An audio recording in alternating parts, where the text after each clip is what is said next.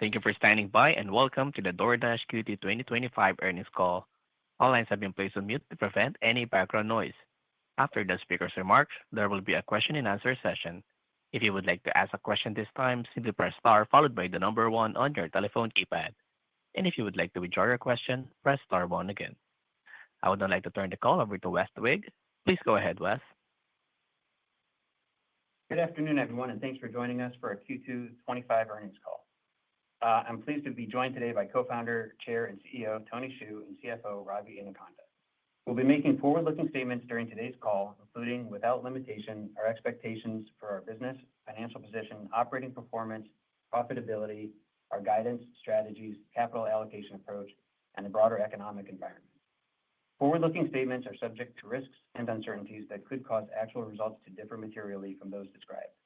Many of these uncertainties are described in our SEC filings, including our most recent Form 10-K and 10-Qs. You should not rely on our forward-looking statements as predictions of future events or performance. We disclaim any obligation to update any forward-looking statements except as required by law. During this call, we will discuss certain non-GAAP financial measures.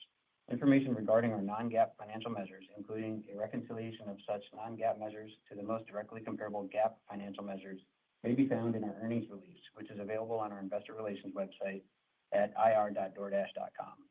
These non-GAAP measures should be considered in addition to our GAAP results and are not intended to be a substitute for our GAAP results. Finally, this call is being audio webcasted on our investor relations website. An audio replay of this call will be available on our website shortly after the call ends.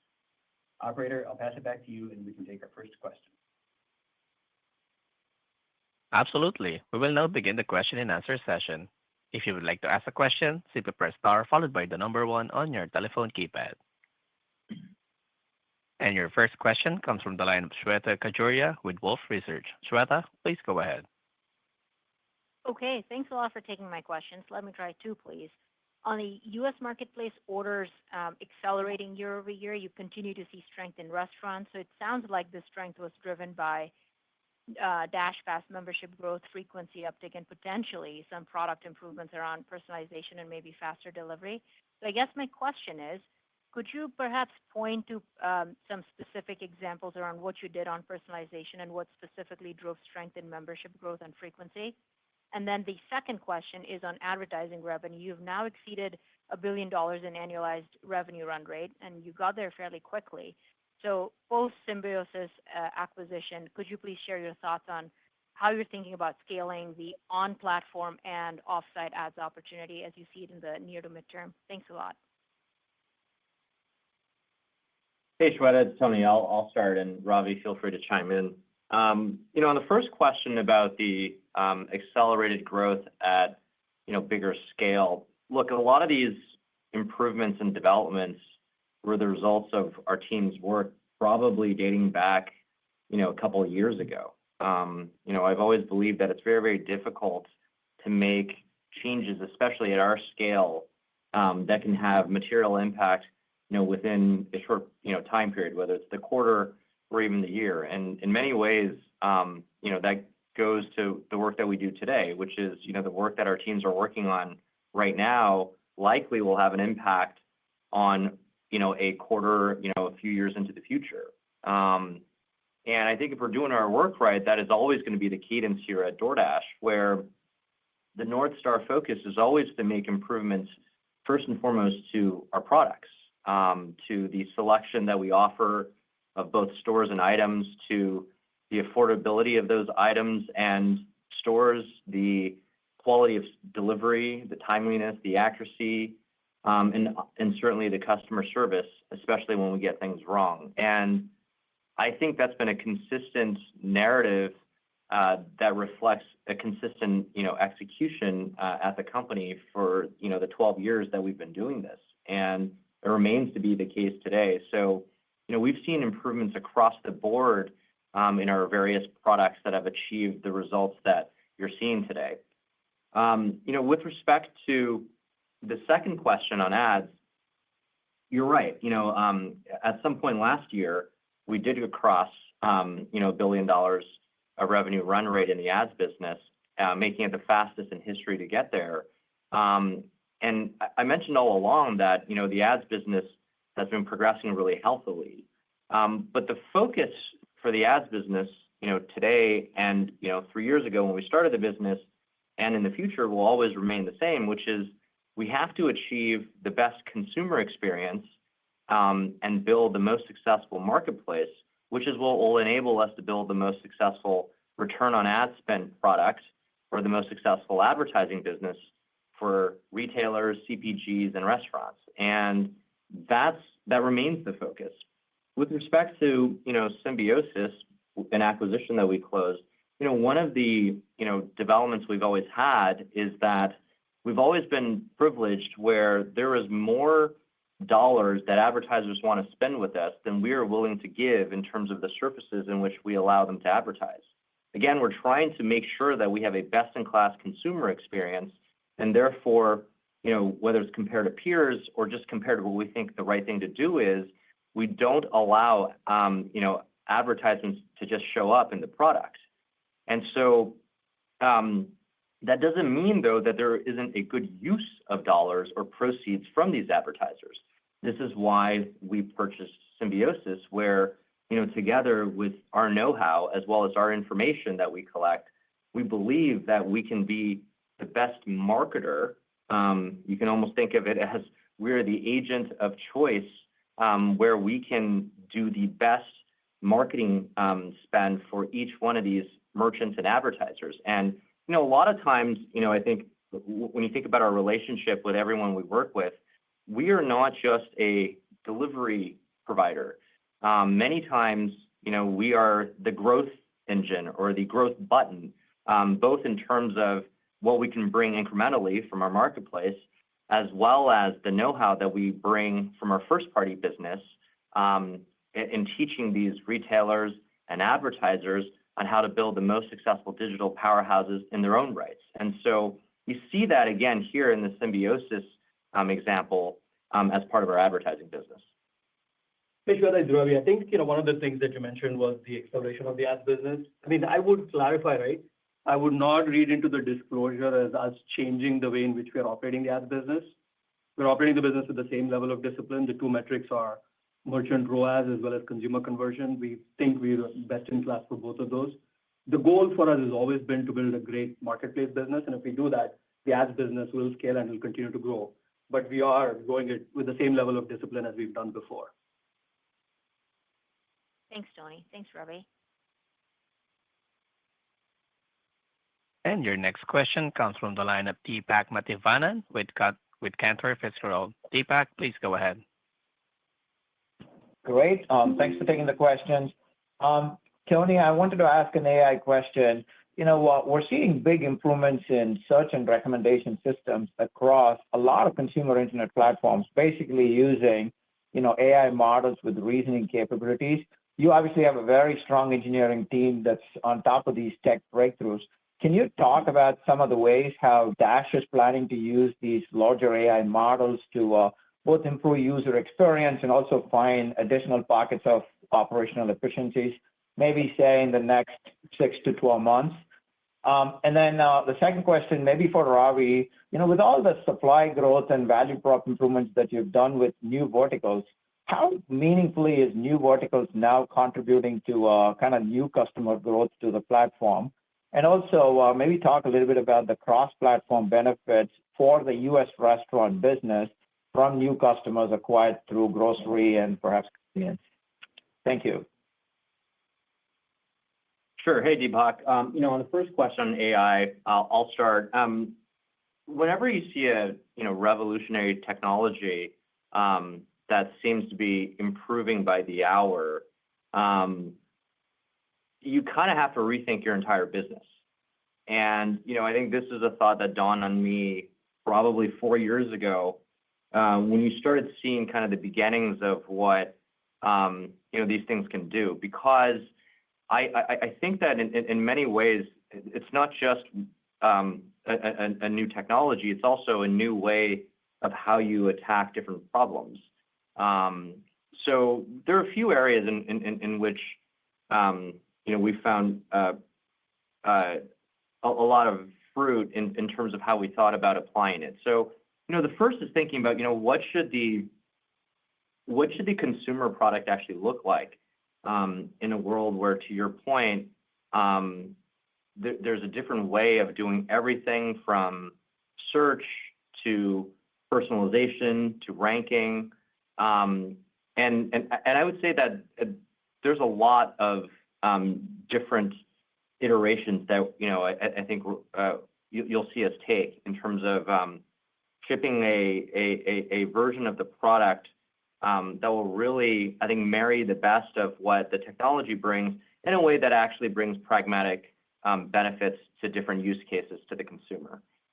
The second area is, a lot of our business happens in the physical world. It's not just the deliveries, whether it's the creation of inventory lists or menus from restaurants, or all the work that we do to onboard different merchants and retailers and advertisers. There's a lot of physical activity or repetitive activity that happens. All of those processes, can be and are being rethought right now at DoorDash in terms of how we can do that in much more efficient ways with higher quality and fidelity. And the final way is, and we see this most notably in our engineering teams, is really how do we become a more productive organization if we were to start this company, from scratch in 2025 versus, getting our start back in 2013.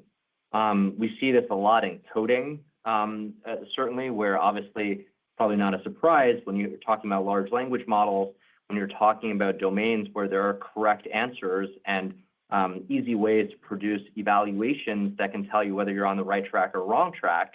Coding has been a natural use of productivity for DoorDash now for a few years in a row. And I think that's only going to increase.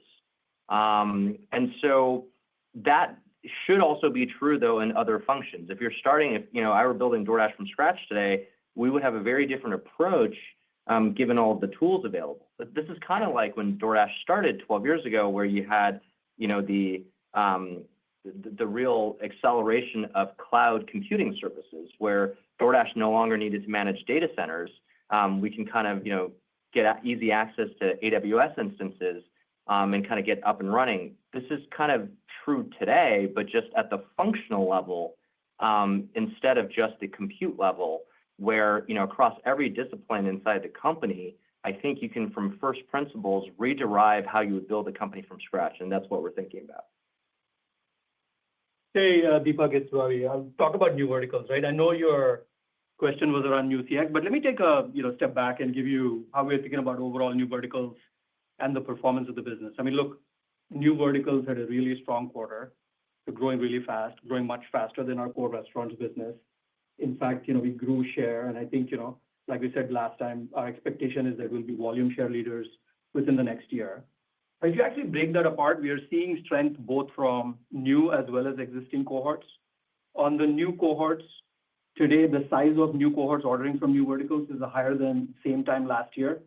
The engagement levels of mature cohorts, think of them as existing cohorts. The size of those cohorts is also larger than what we saw last year. At the same time, these cohorts are engaging with us more, which means order frequency is continuing to increase. So when you look at the underlying cohort performance, it's very strong. Both users are growing, order frequency is growing. We've hit all-time highs across both of those metrics. The real question is, what's actually driving that growth, right? If you look at the performance of the business, we've increased the selection on the platform quite considerably. The quality of the product is continuing to get better. We've made the product more affordable. More DashPass users are ordering from more categories. Look, in Q4, we talked about the fact that roughly about a quarter of our users order from new verticals. That number has continued to increase.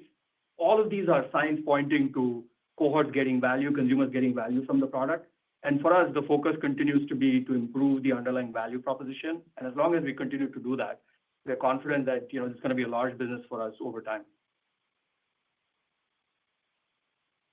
Awesome. Thank you so much. And your next question comes from the line, Ron Josey with Citi. Ron, please go ahead. Great. Thanks for taking the question. I wanted to ask a little bit more. The letter or the press release talks quite a bit about cohort trends, particularly within DashPass members, as you still, continue to have records. So talk to us a little bit more about how DashPass cohorts have been trending here, maybe on the newer cohorts in the last year or two? Are they eliciting similar results? And then as we think about sort of just the maybe bigger picture, and I know we're still yet to close Deliveroo, any updated thoughts on the integration there? Thank you. Yeah, Ron, I think the first one on DashPass, and Tony, feel free to chime in. Look, I mean, DashPass, Ron, had a very, very solid quarter. Look, I mean, we've been investing in DashPass for years, right? Ultimately, the thing that is driving growth for DashPass for us is the underlying product continuing to get better. We're focused on adding more selection. We're focused on driving higher quality. We're making the product continue to be more affordable. There's more features and services available as a part of DashPass. Ultimately, all of this is driving the user journey. What we see is we're acquiring more new consumers than ever before. Those consumers are joining the platform. They're habituating more. They continue to graduate to DashPass. And DashPass, when they continue to graduate, the order frequency is higher. One of the things that we're seeing from a cohort perspective, Ron, in DashPass, even the older cohorts, even as old as 5-6 years ago, those cohorts continue to engage with us at higher levels. All of this is pointing to the underlying strength that we're seeing in this business. I mean, look, it's not anything that we've done over the last couple of quarters, right? We've been investing in the product for several years now. The underlying product is getting better. That's what's driving the strength, both in DashPass as well as the underlying cohorts. And Ron, it's Tony. I think your second question is about Deliveroo. Probably, obviously, there's not much I can say about it besides the fact that we anticipate closing on the timeline we had communicated, which is at some point in Q4. It's obviously still subject to regulatory review. But look, with any acquisition, I mean, we're going to run the company should it close in the way that we run anything at DoorDash, which is first and foremost, we have to build and invest in the best product experience. And if we can do that and improve the order rates as well as improve the unit economics where we see efficiency gaps, those are the tools in which we can use to reinvest back into each one of the audiences. Again, our investment philosophy has always been one of maximizing long-term margin dollars, not short-term unit margins. And that will continue to be the focus that we take to the Deliveroo project should it close and any other project at DoorDash.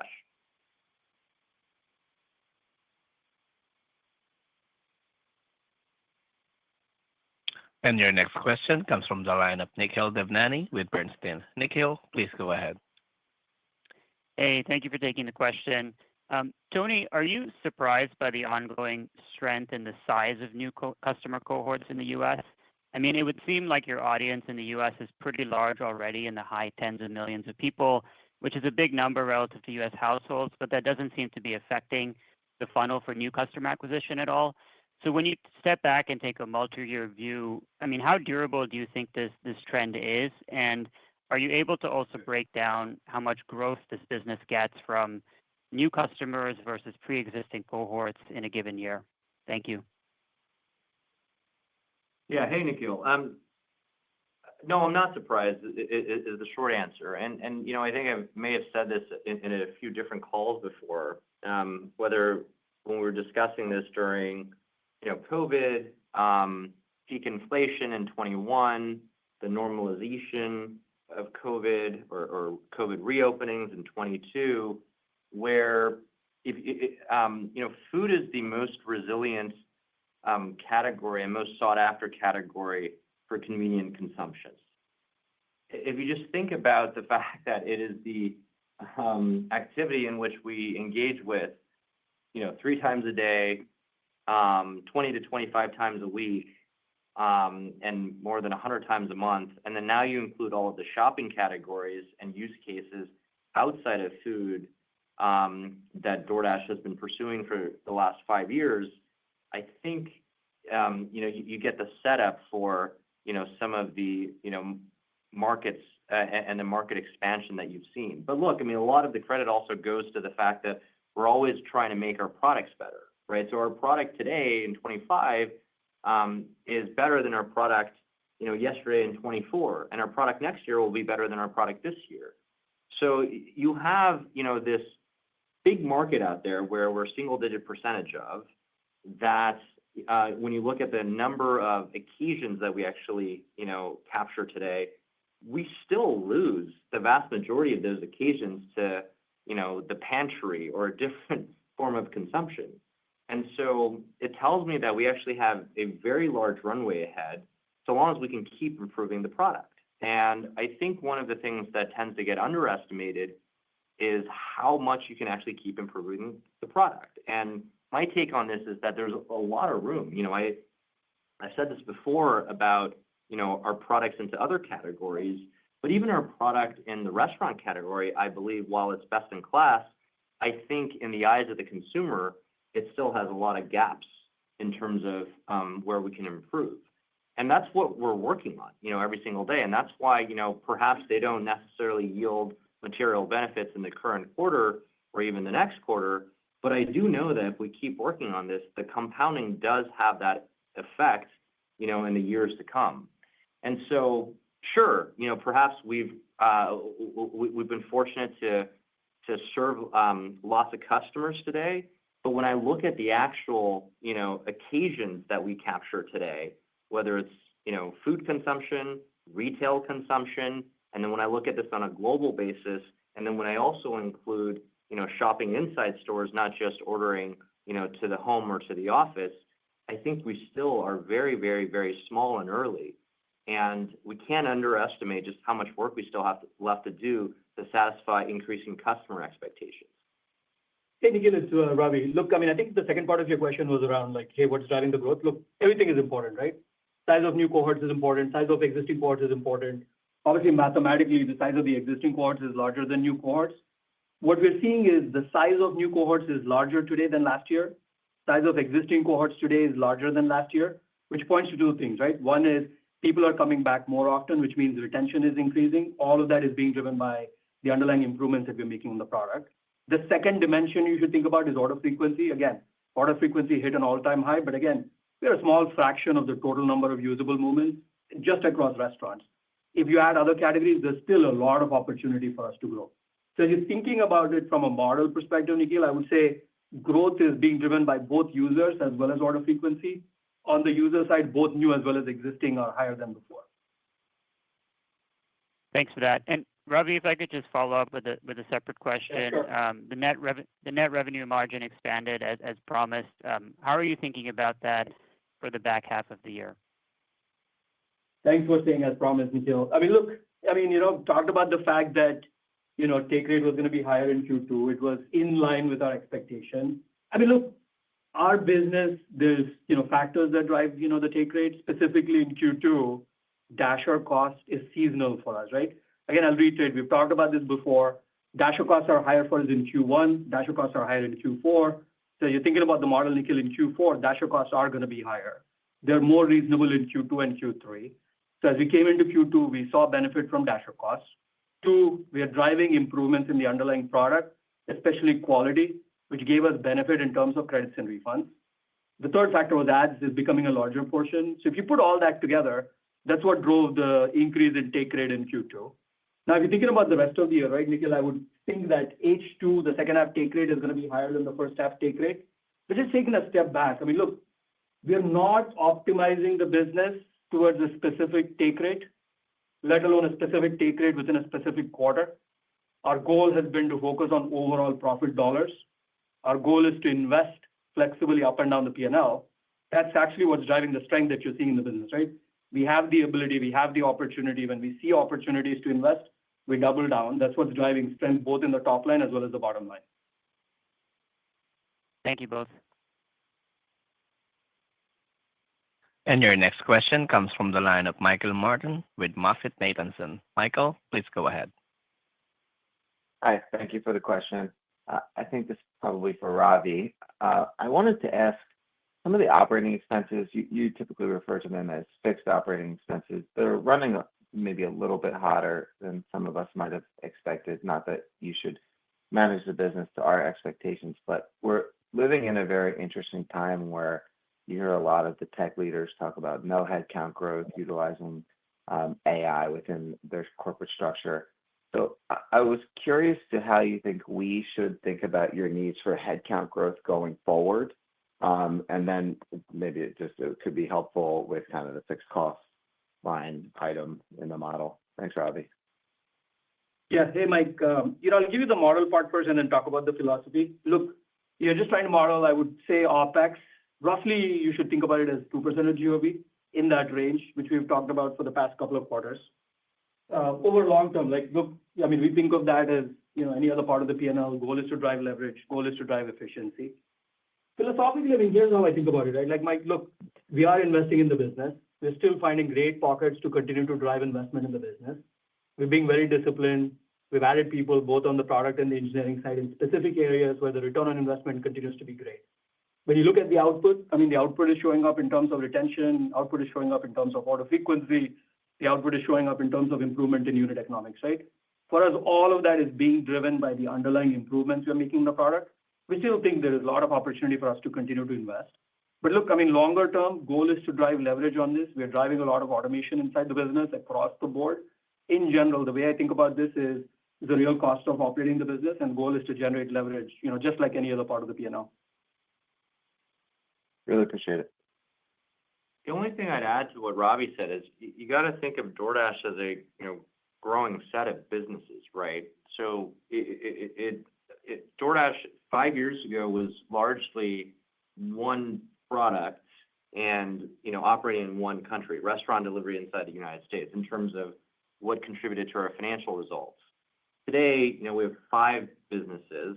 We have a business outside of the U.S. We have a business outside of U.S. restaurant delivery in all of our category expansion. We have a business with our commerce platform. We have an ads business, and we're working on new businesses.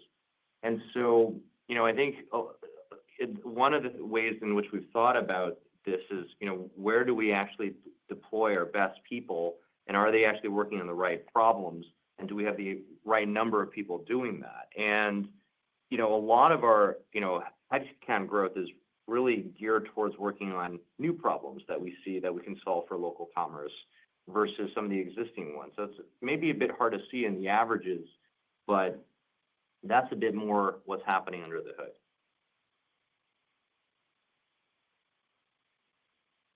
And your next question comes from the line of Andrew Boone with Citizens. Andrew, please go ahead. Thanks so much for taking the questions. It sounded like Wolt had a pretty good quarter in terms of frequency as well as unit economics. Can you guys just help unpack what are the improvements you guys are making in that business? And then I wanted to go back to frequency. Frequency continues to improve in terms of the U.S. and was at all-time highs. Can you guys unpack that? Is that new verticals? Is that wider cohorts that you guys talked about maybe a year ago of people that order once a quarter, now ordering once a month? Is there anything else you guys can shed in terms of light on why frequency continues to just hit new highs? Thanks so much. Yeah, hey, Andrew, it's Ravi. I'll take the first one on international. Look, I mean, international business, really strong quarter. When I think about it from a growth perspective, growth continues to be quite strong, coming from both growth in users as well as order frequency. When I look at the MAUs just for the international business, they have hit an all-time high. A lot of that is being driven by, look, I mean, the underlying improvements we're making in the product, right? We've added more selection. We've added more categories. We have a new verticals business in international that's also growing quite nicely. Volt Plus has been a good addition to our overall portfolio. That's a subscription program internationally. We've launched that about 2 years ago. That continues to do quite well. And when I look at the slope of the Volt Plus curve, actually, it's growing faster than DashPass at the same time. At the same time, the improvements in both quality as well as affordability, that's driving people to come back to us and order more. So order frequency has also hit an all-time high. So when I put all of that together, right, like international business, not only is it growing, but we're gaining share across most of the countries that we operate in. We're really proud of the progress that the team has made. And on the second point I would make is when I look at the unit economics, I mean, I mentioned that gross profit positive for overall international. That continues to be the case. And even on a unit economic basis, year over year, we've seen a good amount of improvement. So net, I mean, business is strong both on the top as well as the bottom line for our overall international portfolio. Yeah, Andrew, I'll take the second question on frequency. The way I've always thought about this is, how do we solve more and more customer problems, and so that there's more than one way to win, so to speak, where we can actually, engage customers, that makes the most sense for them in terms of actually increasing their frequency. Like no customer, and put a different way, thinks about DoorDash's order frequency as a metric that they care about. And, the short answer is it is different for different customer groups. There is obviously the introduction of new categories and new use cases. There is the introduction of DashPass and the growing benefits from DashPass.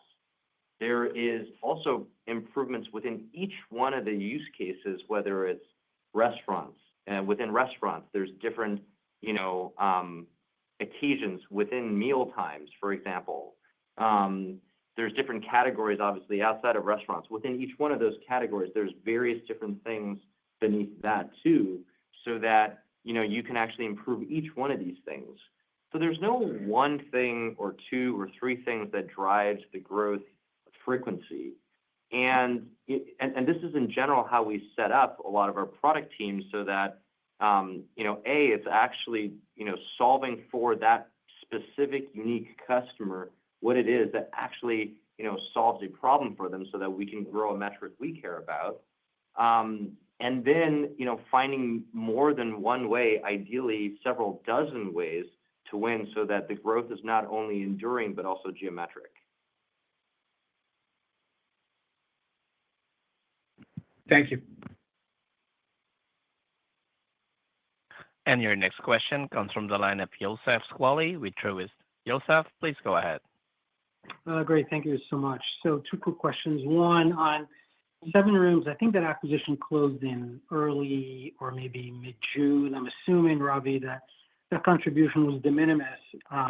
But maybe just talk about, Tony, how does it unlock new opportunity for you if you had to dream the dream with kind of building a SaaS model around SevenRooms? Can you maybe just share how you kind of see that evolving for you? And then in terms of profitability for new verticals, can you maybe, i.e. non-restaurant, can you just provide an update on how has it progressed as your growth is accelerated? Does it continue to improve on the margin, or are you holding the profitability relatively flat to maximize top-line growth? Thank you. Yeah. Hey, Youssef. On the first question on SevenRooms, I'll take that one. I mean, look, we started our commerce platform business in the fall of 2016, and in earnest in the first quarter of 2017, where we shipped DoorDash Drive. And the dual mission of the company has always been, on the one side, we want to help you grow and bring you incremental sales. That's the job of our marketplace. And on the other side, we want to empower you to do it on your own. So every physical business, small, medium, and large, inside cities can win in the digital economy. And we now have built or shipped two of the most successful B2B products in our category with DoorDash Drive and Storefront, each serving hundreds of thousands of businesses. And but it still is a very small or solves a very small fraction of all the problems that a business needs to solve, or even compared to the DoorDash marketplace, it's still a very small fraction of the product portfolio of what we've built for ourselves. And what products like SevenRooms bring is really it brings a marketing component and a data analytics component to understand all of the different customers that engage with each one of these merchants in a omni-channel 360 way. And obviously, if you can marry the best-in-class product, which we believe SevenRooms has built, with the know-how as well as the data sets that DoorDash has access to, I think we can build something very remarkable as a third B2B product that will be very, very successful to many, many merchants, both in restaurants and beyond. And so this is less thinking about the business model. Although you're right, this is a very different type of business or B2B commerce platform, which contributes to metrics like revenue, but not GOV. But really, the way I think about it is, what are all the different problems we can solve? Because if you can solve all the different problems for these physical businesses, I think you're going to grow the GDP of the cities in which these businesses reside. And if you can grow the GDP of the cities, then I think that's a win for everybody. And so that continues to be, how we've always thought about this, and it's why we're really, really excited about, closing the acquisition of SevenRooms. Hey, Yusuf, on SevenRooms, you're right. I mean, we are investing in the product, but from a bottom line perspective, you're not going to notice the impact in the second half compared to the rest of the portfolio. To your second point around new verticals, I mean, look, tactically speaking, right, when you purely think about it from a unit economics perspective, yes, unit economics improved in our new verticals business year over year. The thing that you have to remember is, look, we have a structural advantage. We have consumers existing on the platform. We have dashers existing on the platform. So when you're thinking about it from modeling perspective, right, the flow through from gross profit to contribution is going to be very high whenever we stand up newer categories. I feel very good about where we are on unit economics. What we are focused on is driving scale in the business. Look, ultimately, what we're trying to do is the same playbook, right? We're trying to improve the unit economics, take that, reinvest that back in the business to drive retention as well as order frequency, because that ultimately drives scale drives efficiency in the business. And you're seeing that come through in the business, right? When I talked about Q2 to Deepak's question earlier, look, I mean, cohort sizes are increasing, both new as well as existing for new verticals. Order frequency is growing, and at the same time, the unit economics are improving. We feel really good about the performance. We feel business is scaling, and we're going to continue to scale that business. Awesome. Thank you both. And your next question comes from the line of Jason Helfstein with Oppenheimer. Jason, please go ahead. Thanks. I wanted to ask a bit more about DashPass. Appreciate disclosing the quarter. So, what has been basically the kind of most effective method for growing DashPass users? Does it differ by country? And then talk about how some of the co-marketing partners have played into the DashPass expansion. Thanks. Yeah. Hey, Jason, it's Tony. I'll take this one. I don't know which earnings call I may have said this before, but look, when it comes to DashPass, the 80 and the 80/20 of DashPass has always been first and foremost, make the product more useful, make DoorDash, make Volt more useful. And the more useful we can make it, the more likely that a product like Volt Plus or DashPass will actually get used. We don't want any leakage in the system. We want a product that, people see, a large multiple in terms of the benefits they receive versus the amount they have to pay for the subscriptions. That's the 80. That continues to be the 80. There's no one thing that contributes to the 80. And so it's mostly an obsession over focusing on every product detail and in increasing the number of benefits. The 20, though, to your point, in my opinion, gets earned after you achieve the 80, which is if you can achieve the 80 and build the best-in-class products or the most useful ones. And I can't think of any other program, that can connect or get used as often. If you can maximize the number of connections between consumers and businesses, then you can achieve the 20, which is to build a successful partner ecosystem. We've been very lucky in that where, starting in 2018, 2019, we partnered with Chase. And we haven't done that many of these, but we tend to go deep and partner with a few like-minded partners. More recently, we partnered with T-Mobile, where we get to go super deep in ways that benefit, both audiences from both companies. But, that really is the 20. And it can only happen if we've actually built the most useful products to start with. And so that continues to be what the focus for both DashPass and Volt Plus are.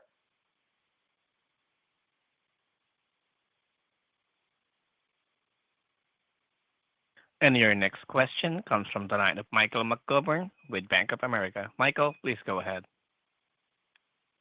Hey, guys. Thanks for taking my question. I have two, maybe one for Tony and one for Ravi. I'm curious on the Coco Robotics partnership for sidewalk robots that I think occurred in April. Any insight into how that launch has gone in LA and Chicago, or any other new thoughts on robotic delivery methods? And then second, it looks like the AOV or basket size has continued to see this uptick in growth for a couple quarters in a row now. Anything to call out there in terms of, or just normal kind of growth in food costs? Thank you. Yeah. Hey, Michael, I'll take the first question on robotics. Our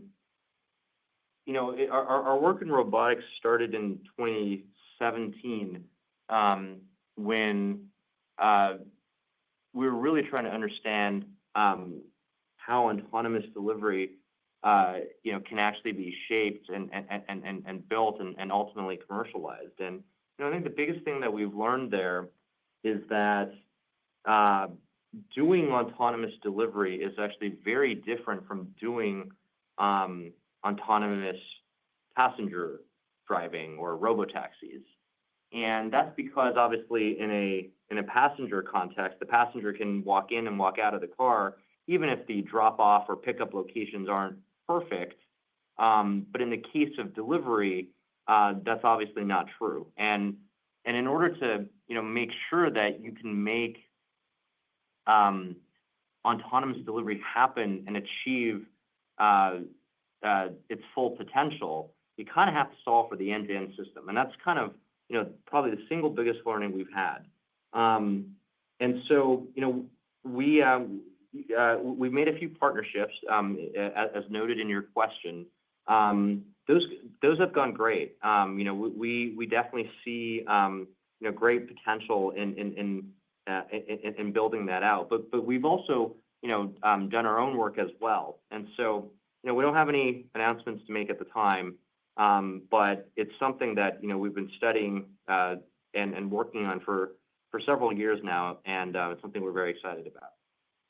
Hey, Mike, on the second point, I think you're probably looking at the AOV for the overall business. I mean, look, largely a result of mix shift. We're seeing new verticals become a larger portion of the business. Even within new verticals, what you're seeing is an increase in basket sizes as users try to use us for more use cases. A lot of that is being driven by the underlying improvements we've made in the product. Look, we have more selection than ever before. The underlying product continues to get better and more easier to use. That's what's driving the higher baskets in new verticals. But the overall, AOV at the total company level is largely a mix shift to new verticals. Got it. Thanks so much. No problem. And your next question comes from the line of Lee Horowitz with Deutsche Bank. Lee, please go ahead. Great. Thanks so much for the time. Well, we appreciate grocery seems to be a big priority today. Can you maybe update us on the state of your retail business and the indications on the pace of growth here, how the unit economics are trending, and how you may be thinking about investing a bit more aggressively in this vertical? And then maybe an update on drone delivery, if you could. Some regulatory news in the U.S. making it easier. You guys have been running some tests in Europe as it relates to drone delivery. I guess, how do you see that product perhaps changing the unit economics of your business over time? And how do you think about maybe leveraging partners versus building yourself? Yeah. Hey, Lee, it's Tony. Maybe I'll take both and feel free to add, Ravi. The first question on retail. I mean, retail is a really exciting business for us. I mean, it reminds me a bit of where it is today, kind of where grocery was for us maybe in 2021, something like that. We've put a different way, we're just at the beginning and we're just scratching the surface. I think the biggest learning that we've had on retail is that it is just very, very different buying something that is non-perishable, and also very different based on each category in terms of the SKU depth or the item coverage that you need to build a product that actually addresses real customer problems, as well as everything from redoing the entire shopping experience to the post-checkout experience and all of that. And so all of this to say that it's a sizable business growing for us today, growing super fast, but it is so early in terms of where it is as a product. And so back to one of the comments I made earlier in this call, I think it tends to get underestimated, the number of things you can do to improve a product or the amount of time it takes to actually do it. And then once you do it, the customer says, thank you. And then they say, what's next?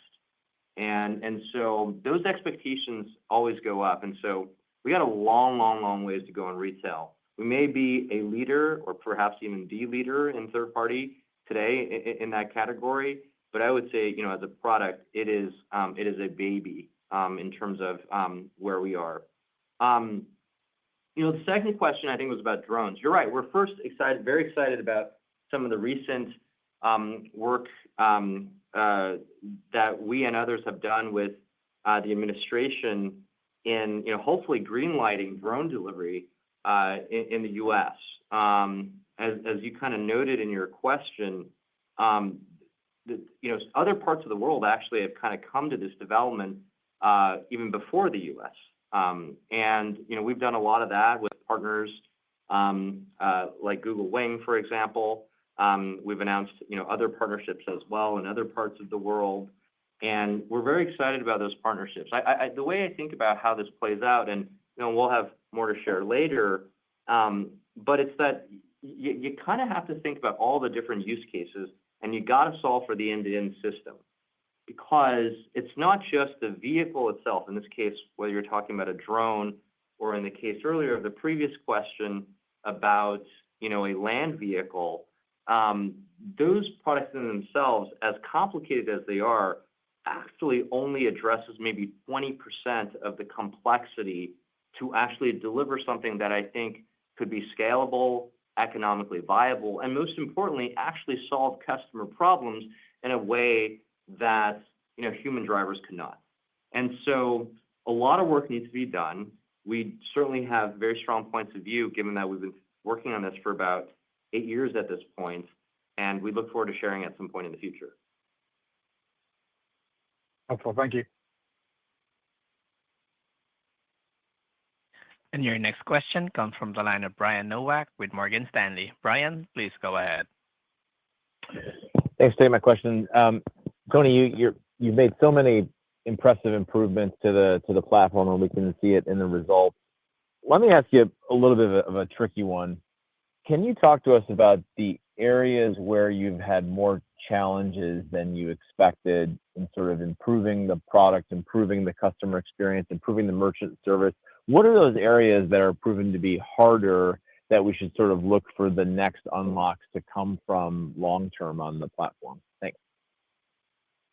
Yeah. Hey, Brian. I wish you get to, have a peek into my inbox, because I get several hundred emails a week, from all of our audiences, whether it's consumers, dashers, or merchants. And I don't know if they think that our improvements are very impressive.